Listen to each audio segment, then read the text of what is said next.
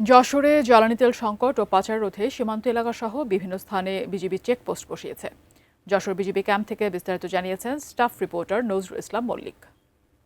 যুক্তরাষ্ট্রের যুদ্ধের অজুহাতে যশোরে জ্বালানি তেলের কৃত্রিম সংকট এবং পাচার রোধে যশোরের বিজিপি সীমান্ত এলাকায় তাদের চেকিং এবং টহল জোরদার করেছে। সীমান্ত এলাকা থেকে যাতে কোনো রকম জ্বালানি তেল পাচার না হয় সেই জন্য তারা বিভিন্ন কড়া নজরদারি রেখেছে।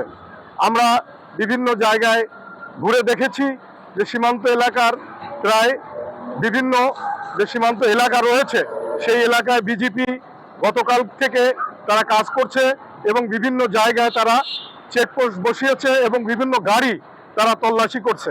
আমরা যেটা জেনেছি যে ভারত থেকে যে আমদানিকৃত যে ট্রাক এবং লরিগুলো বাংলাদেশে আসছে সেগুলোও তারা বিভিন্নভাবে তল্লাশি করছে যাতে করে সেই গাড়িগুলোতে তেল পাচার না হয়।